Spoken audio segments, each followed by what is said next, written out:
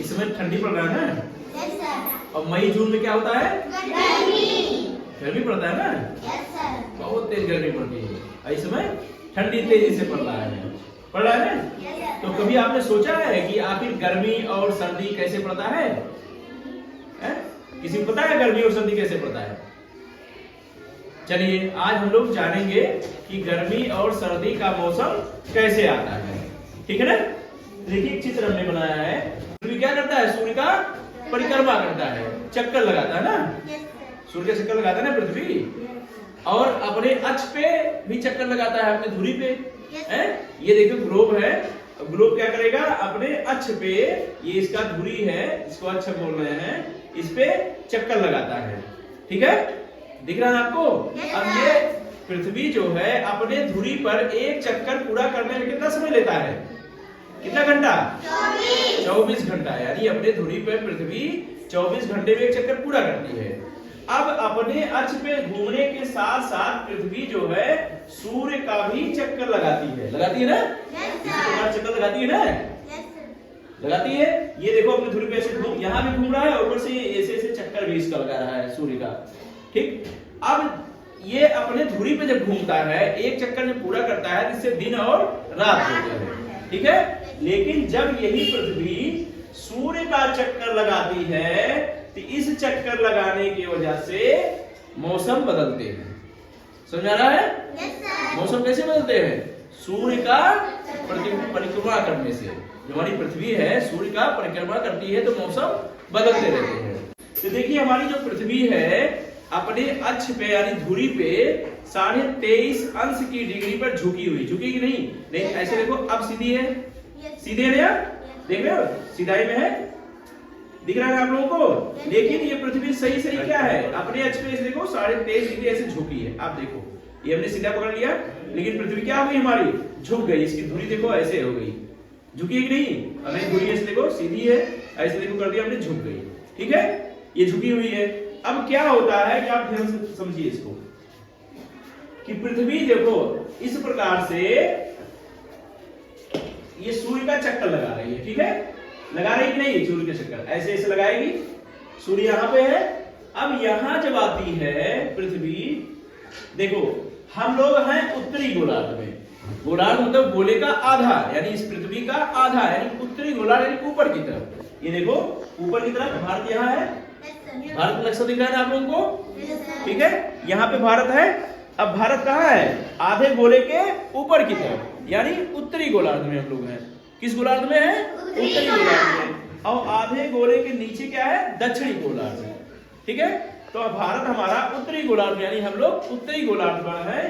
तो जब हमारा पृथ्वी अपने अक्ष पे 23.5 डिग्री की कोण पे झुका हुआ है, तो देखो ऐसे जब आएगा तो सूर्य की किरणें जो पड़ रही है, देखो सूर्य की किरणें ऐसे आ रही है ना, सूर्य की किरणें, प्रकाश ऐसे आ रहा है। अब भारत यहाँ है, लेकिन देखो सूर्य की किरणें ऐसे टकरा के ऊपर ऐसे निकल जा रही है, निकल रही है ना। देखो यहाँ पे प्रकाश नहीं पड़ रहा है, यानी सूर्य की किरणें यहाँ पर नहीं पड़ पा रही हैं। ठीक है, पड़ रही है लेकिन हल्की पड़ रही है, किरणों में उतना असर नहीं है, जिस वजह से यहाँ पे ठंडी पड़ता है। ठीक है, जबकि हम सूर्य के पास हैं तब भी हमें ठंडी लग रहा है।